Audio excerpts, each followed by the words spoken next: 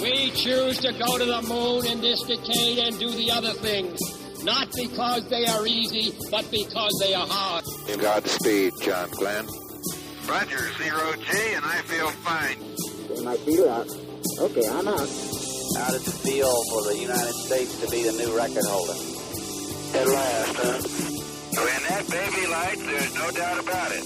Liftoff. We have a liftoff. 32 minutes past the hour. Liftoff on Apollo 11. Houston, Tranquility Base here. The Eagle has landed.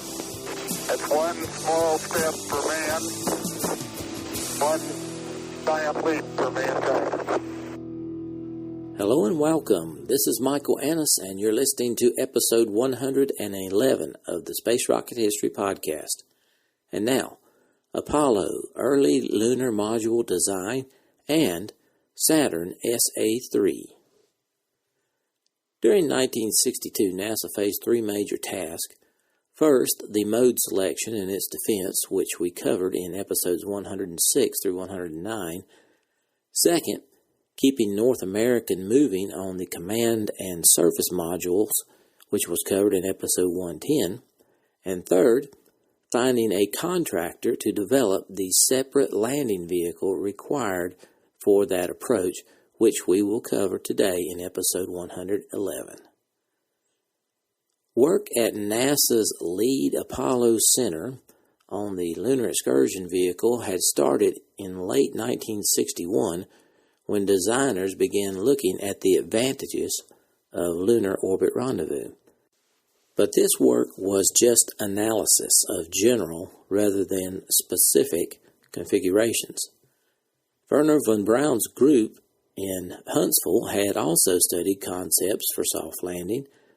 For manned landers weighing several thousand kilograms, they considered liquid-fueled engines more practical than those using solid propellants. Houston engineers also drew on studies conducted by the Langley Research Center in Virginia. By mid-September 1961, Gilruth's people had roughly worked out a mission plan and figured out the kind of vehicle that might do the job. From September to December, they tried to nail down systems operations more precisely, particularly in the area of propulsion and communications. The mysterious nature of the moon's surface received much attention as well, since a safe lunar landing presented some tricky design problems. Manned Spacecraft Center engineers considered such things as the effect of engine exhaust on the surface layer, the influence of dust layers on landing gear footpads, and surface dust effects on optical and radar landing aids. Although a model of the lunar surface drawn from the best available data was used for these engineering studies, Gilruth's men realized that there were varying views among scientists about the lunar surface characteristics, especially the depth of the dust layer. By early 1962, while others fought for their chosen mode, spacecraft specialists had begun to move beyond the study phase. They worked out details for building the lunar module and started preparing for its procurement. The newly created Houston Apollo Spacecraft Office drafted a lengthy document in April defending the hardware and operational feasibility of lunar rendezvous and the excursion vehicle. Basic concepts of the mission profile and docking and of storage arrangements for the lander inside the spacecraft adapter were fairly firm. Many aspects of guidance and navigation and of operations in lunar orbit were well understood. Several theoretical vehicle shapes were depicted. Velocity requirements were delineated. Vehicle weights up to 9,200 kilograms, including a 25% contingency margin, were estimated, and mission development plans using the Little Joe 2 and the Saturn C-1B and C-5 were considered. William Rector, was assigned to Frick's Apollo spacecraft office staff to start preliminary design of the Lunar Excursion Module, also known as the LEM, L-E-M. Using command module documentation as a guide, Rector wrote a work statement. In the statement, he drew on technical expertise from within the project office and from other center organizations, particularly Max Fagier's Research and Development Directorate. Rector relied heavily on advice from the Spacecraft Research Division in preparing the procurement documents. Rector began with a real shoestring operation, a small group of scientists for communications, propulsion, and overall configuration, and for assembling information and writing the requests for proposals. Early in May, Rector and his team finished the preliminary statement of work and started on the formal proposal request. Rector was quoted as saying, quote, "I'll never forget, all we did was just sort of turn the command module upside down and put a window and a propulsion stage in it." End quote. From this point on, Rector and his group continually revised the proposal to include additional information on visibility requirements, crew locations, and propulsion systems as it became available.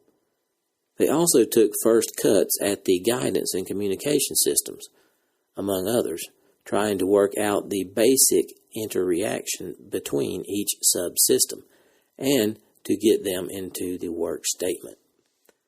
The spacecraft office wanted the work statement in its final form by mid-July, when the early drafts went to Washington for review. Joseph Shea in the Office of Manned Spaceflight insisted that the vehicle should be configured for unmanned as well as manned flight, because NASA might want to use it to ferry large loads to the lunar surface. Everyone in Houston, from Gilruth on down, claimed that such a lander would be unreliable. The lunar module design should not be compromised by throwing in this dual requirement. After a series of meetings, including a last-minute session with Gilruth and Frick, Rector carried a work statement to the headquarters that left the door open for future negotiations. To avoid further delay in procurement, he had inserted a clause that obligated the contractor to study the advantages and drawbacks of automatic versus manned modes and to assist the agency in coming to a final decision. The procurement documents were approved and issued to 11 aerospace firms during the latter half of July 1962. Since responsibility for the Apollo Command Module and service modules already rested with Gilruth's Manned Spacecraft Center, NASA assigned Houston to procure and manage the Lunar Excursion Vehicle. NASA's officials decided to hire a separate contractor to develop the lunar landing spacecraft. North American had made a strong bid for the lander when the lunar travel mode became a hot issue, although the company was sent a request for proposals in July 1962. It was first discouraged and then precluded from bidding on the contract. NASA evidently believed that North American already had all the Apollo development work that it could handle. Facing the loss of the glamour associated with landing its own craft on the moon, North American did not give up gracefully. Harrison Storms carried his case to Administrator Webb, suggesting that his company be selected as sole source contractor for the lander, farming out most of the actual hardware work. This arrangement would have made North American the systems manager, responsible for integrating all payload vehicles. Legal and procurement officers within NASA warned Webb against this approach. They believed NASA should contract the lander directly to permit an industrial firm to take over this task without competition, even though NASA would have the final approval of the selection of the subcontractors, might be regarded as a delegation of NASA's inherent responsibility to perform its procurement function. Anyway, requests for proposals on the lander were issued on July 25, 1962, and a bidder's briefing was held in Houston on August 2nd. On September 5th, barely 5 weeks after the issuance, NASA announced that 9 companies had submitted proposals and that the agency planned to award the contract in 6 to 8 weeks. Of the 11 companies originally invited to bid, only McDonnell and North American had not submitted proposals. Evaluations began at Houston immediately after the proposals were received, and they ended on September 28th. At Ellington Air Force Base in mid-September, company officials made formal presentations to the Source Evaluation Board and a number of technical management panels. NASA's team then made one-day visits to the company's plants to see what facilities each bidder could draw upon to support the development of the program. Early in October, officials from Houston presented their findings and recommendations to NASA headquarters. Holmes wanted the selection completed, approved, and announced by the middle of the month. But the last-minute demands by the PSAC postponed the contract award for 3 weeks. On November 7th, NASA formally announced that the Grumman Aircraft Engineering Corporation of Bethpage, New York, would build the Lunar Excursion Module. Several bidders had been very close, both technically and managerially. William Rector later said, quote, "Any of them could have done the job. Grumman didn't turn in the only good design," end quote. A major factor in Grumman's selection had been its facilities: spacious engineering design and office accommodations, ample manufacturing space, and a clean room complex for vehicle assembly and testing. The Manned Spacecraft Center continued its studies even after the request had been issued. Rector remembered that MSC's designs were really beginning to take shape, and they were getting a much better feel for how they wanted the LEM to work. The Apollo Spacecraft Project Office had been realigned on August 1st to give the lunar module an organization of its own.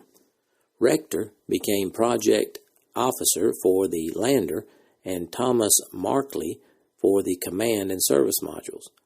Rector and Markley then revised the North American Statement of Work to reflect Grumman's and the lunar module's place in the Apollo-Saturn stack, particularly in the arrangement for docking and for stowage within a protective adapter section. Rector's office began defining the lander's subsystems: propulsion, guidance and control, reaction control, electrical power, and instrumentation. The planners hoped to use Mercury and Gemini spacecraft components as well as Apollo command and service module parts in the lunar module. NASA used the term common usage equipment. The guidance and navigation system in the command module received the closest initial scrutiny for common usage parts. MIT studies indicated that the inertia measurement unit, the telescope, and some computer and displays might be modified for the lunar lander. Numerous lunar module-related design problems were examined during the last weeks of 1962. Among the most pressing were requirements for rendezvous and landing radar, and where to put the equipment. Analysis of individual vehicle systems such as electrical power and thermal control, considerations of mission trajectory from lunar orbit and back, and of abort trajectories from any point during the descent, projections of overall costs for developing the vehicle, and questions of dust layers on the moon, the blast effect caused by the descent engine exhaust, and the influence of these factors on both vehicle design and landing site selection. During this time, NASA decided that the lander's propulsion system would be tested at White Sands in facilities similar to those being developed at Sacramento for testing the service module's main engine. Apollo leaders also expected to flight test the lunar module in New Mexico using the Little Joe 2 booster. Simulating lunar landings to train the crews would require ingenuity. Imitating 1/6 gravity within the Earth's gravitational field is complex and difficult. 3 methods were considered, the simplest being a fixed-based simulator like those built for Mercury and Gemini. More complicated plans for tethered flights of a model of the lunar lander at Langley on a huge A-frame structure that used cables and rigging to relieve the descent engine of most of its vehicle weight. Now let's spend a little time on the NASA-Grumman relationship. When Grumman was selected for Apollo, the company expanded from an aircraft producer into a major aerospace interest. This transition reflected a long-term resolution and a considerable investment of funds on the part of Grumman's senior management to penetrate the American space market. The story of Grumman's drive for a role in manned spaceflight has a rags-to-riches-like quality. The company had competed for every major NASA contract and, except for the unmanned orbiting astronomical observatory satellite, had never won any. Late in 1958, when NASA was looking for a contractor for the Mercury spacecraft, Grumman had tied with McDonnell in the competition. But only a short time before, the Navy had awarded several new aircraft development programs to Grumman. In fact, for almost 3 decades, the word Grumman and carrier-based aircraft had been virtually synonymous. So, to avoid disrupting Navy scheduling and to ensure its contractors' concentration on Mercury, NASA selected McDonnell. Nevertheless, board chairman and company founder Leroy R. Grumman and President E. Clinton Towle had continued to support study programs to strengthen the firm's capabilities and build a cadre of experienced engineering experts. By 1960, Grumman's study group, guided principally by Thomas J. Kelly, had begun to focus on lunar flight, examining lunar spacecraft concepts and guidance and trajectory requirements. The company had also done some guidance work on circumlunar flight for the Navy and passed its findings on to NASA. When NASA awarded the 3 6-month Apollo feasibility contracts in the latter half of 1960, Grumman again bid unsuccessfully. But Kelly and about 50 engineers continued their investigations full-time without monetary assistance from NASA. Through a series of informal briefings and reports, they kept NASA informed of what they were doing. This group on one occasion said that the lack of funds had limited its investigation to lunar orbit flights. In mid-May, when the 3 funded feasibility contractors had submitted final reports, Grumman, like several other firms that had gone ahead independently, also presented the results of its study to the Manned Spacecraft Center. Grumman officials had begun to realize just what a massive undertaking the Apollo program would be. After much soul-searching, the company decided not to bid alone for the command module contract. Instead, they joined with General Electric, Douglas, and Space Technologies Laboratories in submitting a proposal. Grumman's chief contribution was the cockpit design and layout. A strengthened space working group was now headed by Joseph G. Gavin, Jr. a Grumman vice president. On 3 floors of a commercial building near Independence Hall in Philadelphia, the team, sometimes numbering 200 persons from the 4 companies, worked day and night to put its proposal together. When NASA announced that North American had won the Apollo spacecraft contract at the end of November 1961, the prevalent feeling at Grumman was, as one tired engineer recalled, "What do we do now?" One segment of the combined proposal, however, gave them some ideas and provided a reason to continue. The 4 firms had examined many aspects of lunar landing beyond what was called for by NASA. One central feature of the team explored was the mission mode, only lightly touched on in their proposal request. At the outset of the work on the contract bid, each of the companies had studied a different mode. By chance, Grumman had drawn lunar orbit rendezvous. After the studies had been compared, this approach was recommended in the joint proposal. In the fall and winter of 1961 to 62, Gavin turned full attention to lunar rendezvous and to the separate vehicle that would be needed. Under the leadership of Gavin as program director and Robert S. Mulani as program manager, the study group had achieved formal status in the corporate structure of Grumman and had acquired a number of Grumman's most experienced engineering and design experts.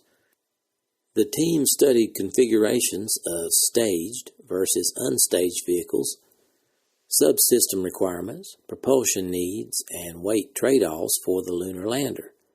Thus, when NASA issued the request for proposals for the lunar module, Grumman was able to include a large amount of solid information in its bid.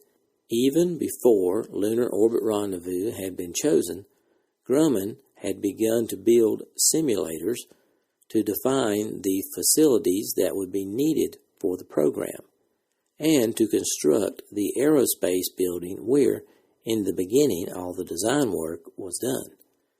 Gavin and his people were confident that they were well-founded in technical requirements of the program. They also recognized that management capabilities would be an important criteria in the selection. They therefore enlisted a team of potential subcontractors and stressed the expertise of these allies. Prominent among the subcontractors were the firms for the 2 propulsion systems, Bell and Rocketdyne, which included the all-important variable throttle descent engine. Once Grumman had been selected, NASA agreed that a definitive contract could be written immediately. Grumman officials did not really know what NASA wanted, and neither side fully appreciated the size of the development they were undertaking. The Grumman group entered negotiations under the impression that it was simply going to build the vehicle it had proposed. But that was not what NASA people had in mind. NASA expected that once negotiations were concluded, Grumman would begin a preliminary design phase, redefining the complete spacecraft item by item. In the long run, the definition phase took longer than either party had anticipated. Conferences between NASA and Grumman began on November 19th. About 80 people from Grumman traveled to Houston for the talks. The Bethpage contingent was broken into a dozen technical teams and several program management, reliability, and support groups. Grumman's negotiation management team comprised Gavin, Kelly, C. William Rath, who the engineering manager, and John Snedeker, the business manager. This management team obviously had more authority than North American's negotiating group had on the command and service modules, which was hardly surprising in the view of Gavin's position as vice president of the company and director of Grumman's space activities. The customer and contract teams sat down to define contractual details, reviewing subcontracting plans, work out a technical approach, and spell out management arrangements and procedures for running the program. They examined requirements for facilities and, to avoid the need for building complete vehicles for testing purposes, they determined the number and kind of boilerplate spacecrafts would be required. The total value of the cost-plus fixed-fee contract was set at $385 million, including Grumman's fee of just over $25 million. Apollo officials had intended to finish the negotiations and sign the contract before adjourning, but the Grumman team caught the last available airline flight back to New York on Christmas Eve with a few details still unresolved. Gilruth went to Bethpage early in January to settle these outstanding items with Gavin and get the contract in final form for signing. The Houston Center had also expected headquarters approval during early January. That, too, was delayed. On January 14, 1963, NASA told Grumman to begin development of the lunar module, although the contract was not signed until early March at a revised cost figure of $387 million. Now I want to cover how Apollo was intended to fit in with the rest of NASA's activities. In mid-1962, Washington program planners spelled out in detail the interrelationships of Apollo and the total space program. The agency's unmanned satellites and space probes, especially Ranger and Surveyor, would have to focus on the lunar mission since the most pressing need was for accurate information about the space environment, such as meteoroid and radiation hazards and the lunar surface. NASA's choice to subordinate the unmanned science programs to the manned programs brought considerable criticism during the next few years. NASA's leadership was confronted during the summer and fall of 1962 with the dual task of informing Congress of the status of Apollo and of fitting in its physical plans to the lunar rendezvous approach. Defending Apollo's budget request for fiscal 1963 before the Senate Committee on Appropriations on August 10, 1962, Webb and Lowe reiterated that technical considerations had been important in choosing that approach, but so had cost. Lunar rendezvous for Apollo, although not lessening the agency's needs for the upcoming year, would be cheaper in the long run. But Webb pointed out that NASA must get started on both the lunar vehicle and a C-1B version of the Saturn booster in order to develop and test rendezvous procedures in Earth orbit before attempting them in lunar orbit. In late 1962 and early 63, financial resources for NASA were uncertain, particularly the funds needed for the development of the lunar module. Houston needed to know when the money would be available. On October 9th, Holmes asked Siemens to request a supplemental appropriation from Congress, but Siemens refused, believing the current budget was enough to keep on schedule and meet a 1967 landing date. On November 21st of 62, Webb, Holmes, and others met with the President to explore the possibility of an Apollo landing earlier than 1967 and to discuss NASA's budget. Kennedy asked the administrator for a policy statement on the priority of the moon landing within the overall civilian space effort. On November 30th, in a lengthy letter, Webb replied, quote, "The objective of our national space program is to become preeminent in all important aspects of this endeavor and to conduct the program in such a manner that our emerging scientific, technological, and operational competence in space is clearly evident." End quote. Apollo, the largest single project within NASA, consuming 3/4 of the agency's resources, was being executed with the utmost urgency and was expected to provide a clear demonstration to the world of U.S. accomplishments in space. Although it had the highest priority within NASA, the manned lunar landing program alone would not achieve superiority in space. Webb continued, quote, "We must pursue an adequate, well-balanced space program in all areas," end quote. Webb advised against canceling or curtailing space science and technology development programs merely to funnel these funds to Apollo. Although that money, some $400 million, was just the additional amount needed by Apollo for 1963.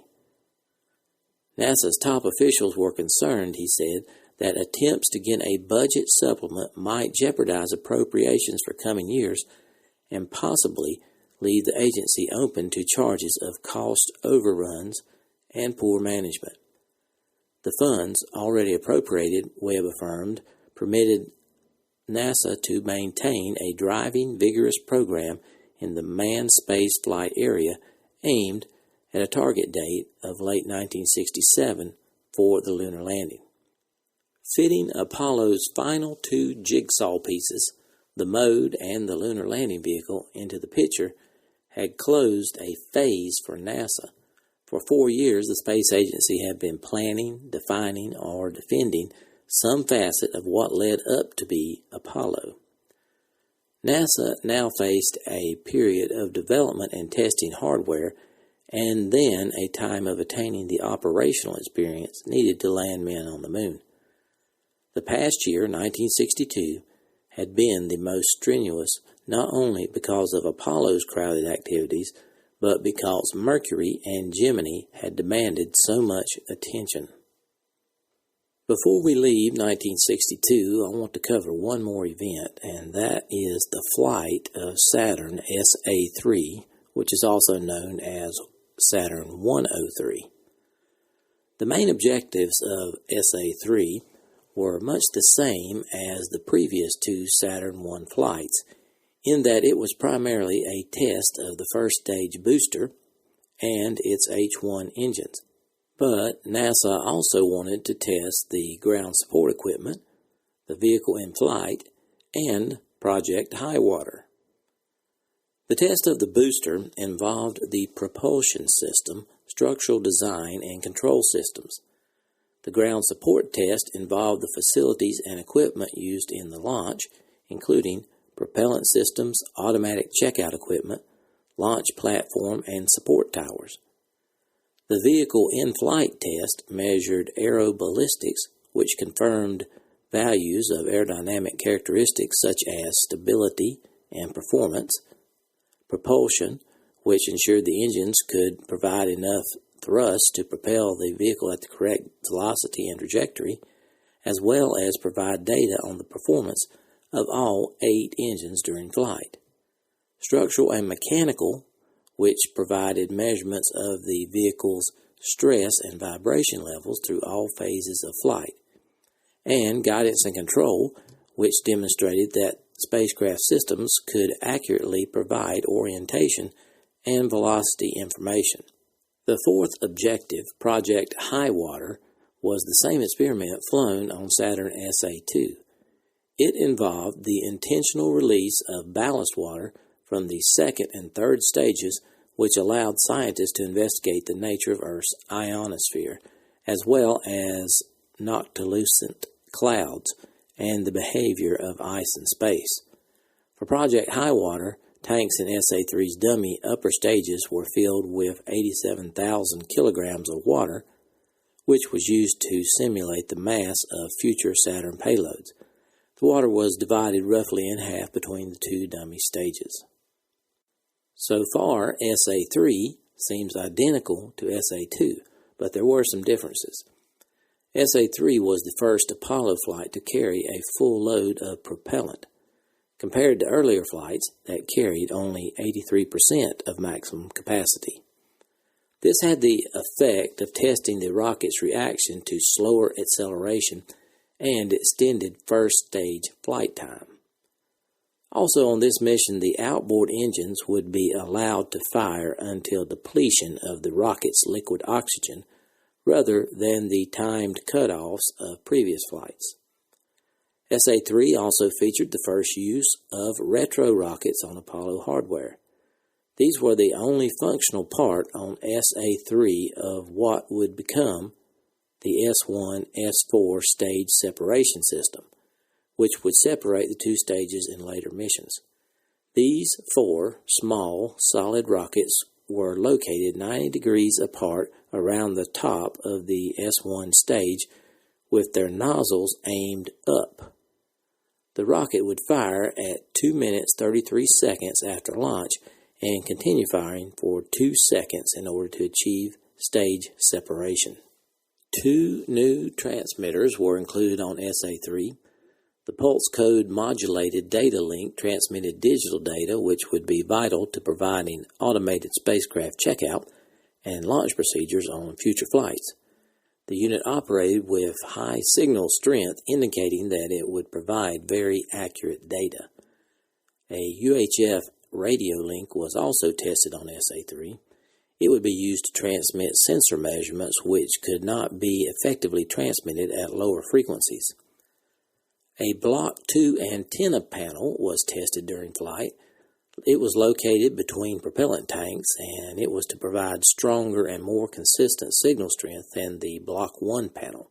Temperature measurements of the S4 dummy stage and interstage fairing were carried out with 18 temperature probes. These were used to detect temperature changes around protuberances on the stage's skin and in the area of the retro rockets during operation. Also, a single panel of Block 2 M31 heat shield insulation, along with one of the spacecraft's calorimeters, was mounted on the base of the first stage by the engine. This test measured heat flux through the new insulation compared to the material normally used on Saturn I Block 1 flights. Finally, a new 73-meter umbilical tower and Block 2 swing arm were used for the first time in preparation for future Block 2 Saturn I flights. The Saturn I launch vehicle components were delivered to Cape Canaveral by the barge Promise on September 19th of 1962, but erection of the first stage booster onto its launch pedestal was delayed until September 21st due to a tropical depression that moved over the Florida Peninsula. The dummy second and third stages and payload were assembled on the booster on September 24th. Ballast water was loaded into the dummy stages on October 31st, and the RP-1 fuel was loaded on November 14th.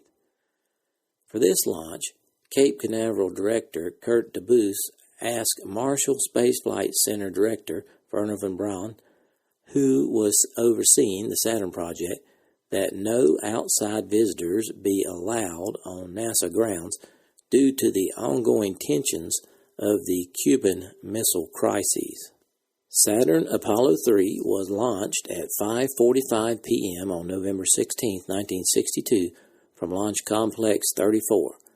The only hold in the countdown sequence was for 45 minutes due to a power failure in ground support equipment. The vehicle's 4 inner H1 engines shut down at 2 minutes 21 seconds after launch at an altitude of 61 kilometers, and its 4 outer engine shut down at 2 minutes 29 seconds at an altitude of 71 kilometers. Both sets burned slightly longer than was initially estimated, reaching a maximum velocity of 6,511 kilometers per hour. The vehicle continued to coast to an altitude of 167 kilometers, at which point, 4 minutes 52 seconds after launch, officials sent a terminate command to the rocket, setting off several charges which caused the dummy stages of the vehicle to destruct. The first stage remained intact, though uncontrolled, until it impacted the Atlantic Ocean around 430 kilometers from its launch site. When the terminate command was sent to the rocket, primacord charges split both stages longitudinally, instantly releasing its load of water, The experiment was tracked by cameras and other equipment on the ground and in aircraft. Observers at Cape Canaveral reported that the ice cloud was visible for about 3 seconds and was several miles across. The retro rockets fired for about 2.1 seconds. A minor misalignment of the rockets caused a 4.3 degree per second roll of the vehicle, which caused the spacecraft's ST-90 and ST-124P inertial platforms to fail after 15 degrees of rotation. This was considered incidental to the flight and did not impact mission success. NASA declared all engineering goals of the flight achieved, despite occasional issues with telemetry during flight and some measurement data being unusable or partially unusable. Project Highwater was also declared successful, though again, telemetry issues produced questionable results. All things considered, another excellent flight for Saturn.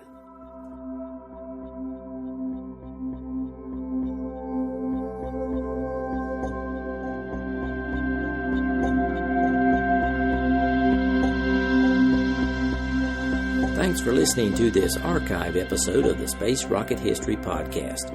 If you are financially able, please support the podcast by going to the homepage, spacerockethistory.com, and clicking on the orange Donate button or the Patreon link. Thanks.